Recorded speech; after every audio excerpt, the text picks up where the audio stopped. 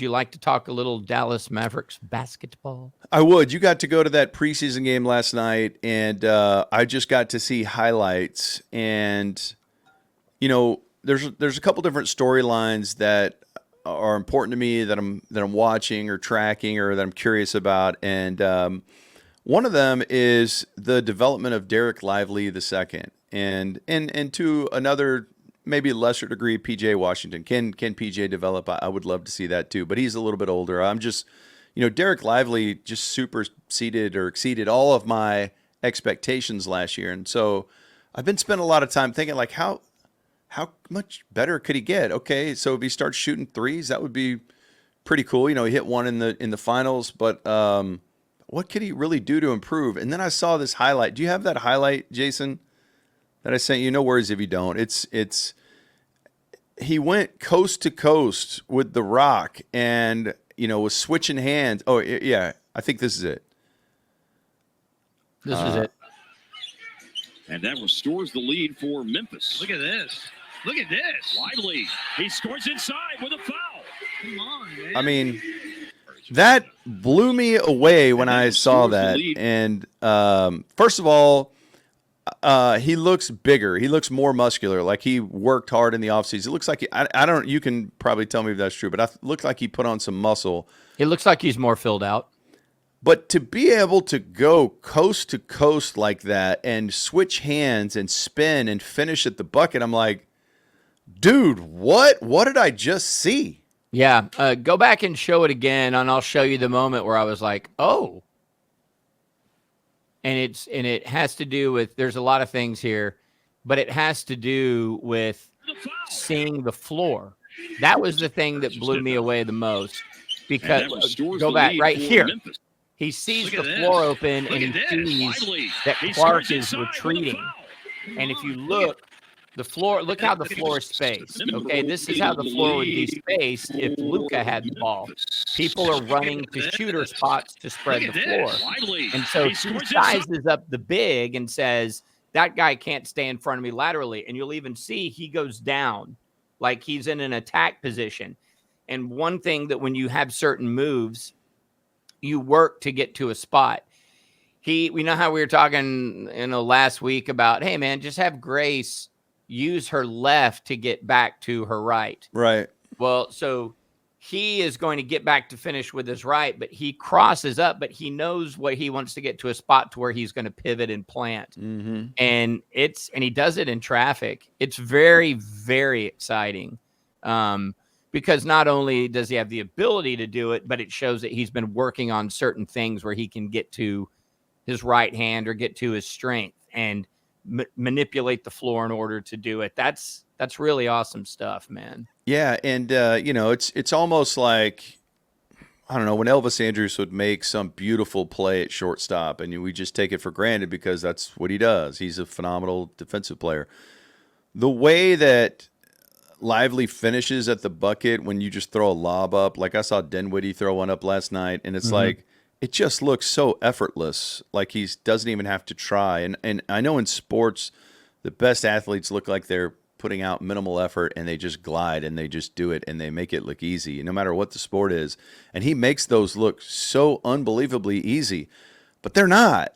Like the way you just have to throw the ball anywhere near it. He's such a freak athlete that he can catch it and flush it. It's such a beautiful weapon for them to have. Memphis pretty much had their full team out there last night except for Jackson Jr. And the Mavericks didn't have 4 starters. And it was, their best players. And, it's a preseason game. You don't want to put too much into it. But I was blown away last night with the depth and quality of the depth that the Mavericks have. And there are some insane battles for playing time. And on this team, you are going to have to be willing to sell out on defense, I think, in order to, because we're talking about at one point last night, I looked out on the floor and Grimes, Hardy, and Spencer Dinwiddie were all on the floor. And then Najee Marshall was checking in, I think, for Spencer Dinwiddie. But I'm like, those guys are all playing for the same backup minutes. And I wonder too if when we get into the season, I think there's going to be stretches where Spencer Dinwiddie doesn't play, and then Kyrie takes a game off, and suddenly Dinwiddie's in the starting lineup. You know, it may not be that extreme, but Hardy is going to get minutes as a scorer, and I don't know if it's consistent minutes, but man, he's a walking bucket, and I think him getting really incredible minutes in that Timberwolves Western Conference Finals was huge for him. I think Grimes has the ability to turn guys defensively. I think Najee Marshall has a good all-around game. And I think that there might be times where they want to get Omax on the floor. I think he can take a big leap. This is a really outrageously deep team. And if they can maintain a high record and not rely heavy minutes for Kyrie, Luka, and Clay, that's the trick. That's what Jason Kidd is going to have to figure out how to do. You know what would complicate that is if, and I'm not saying this as a negative in any way, but if Luka really wants that MVP, and I'm not saying that's a bad thing. It's a great thing, but you know, because all I care about is getting to the postseason and having Luka and Kai and Clay, having them be fresh. Right. And so that depth should help you over the course of the regular season to where you can lean on a lot of different guys, and guys don't get burnt out along the way, because that postseason tournament is all that matters. But if Luka is really wants that MVP, it's a great thing to be that good to where you could potentially go get it. Then he may not want to come out of games, and he may not want, you know, and he is hyper competitive. He may not want to ever be out. And so if that is a priority for him personally, does he get gas chasing that? And it's such a weird thing to bring up. I don't know. It's not. I think it's valid.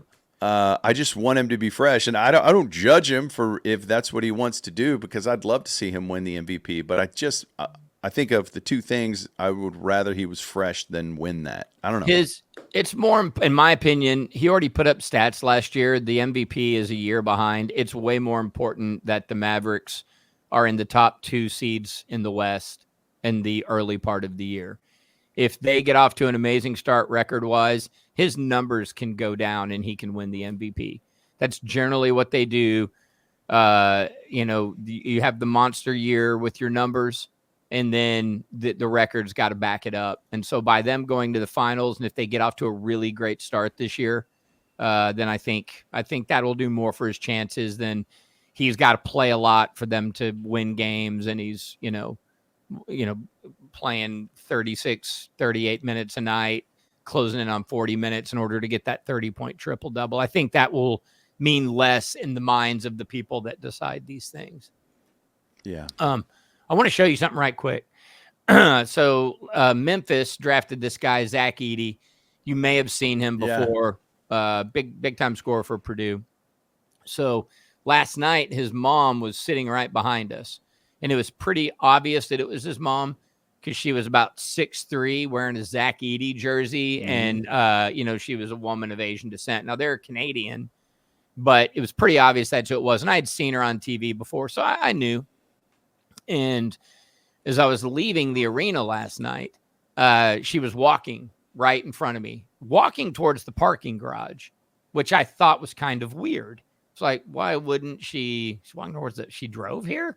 Like, where's she from? And so I can't remember the first thing I said to her. I was like, that must have been pretty fun tonight to see your son, huh? And she's walking with her phone, and we're not that far from one another. And she like kind of looks over and she goes, oh yeah, that was really neat. And so in my mind, I'm like, she has no idea who I am, obviously.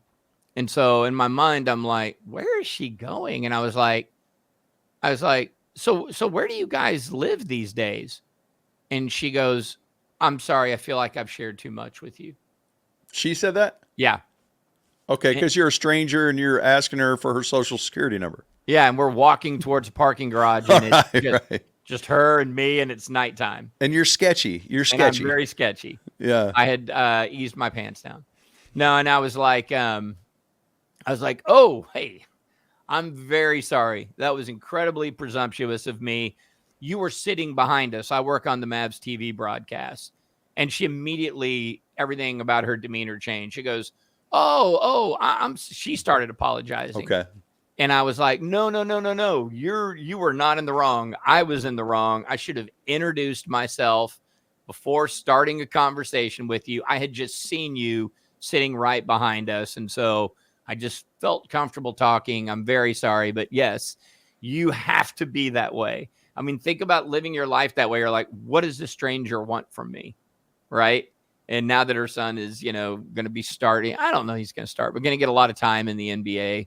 I just thought it was a really funny exchange. Yeah, that is a funny exchange. I don't know. I don't think you did anything wrong at all, but I appreciate her being defensive and protective because I want my wife to be like that. My wife lives in this protective bubble, this world where there's nobody crazy trying to do anything bad to you out there, but that's not the reality. And so I'd rather somebody had their guard up, especially on the road.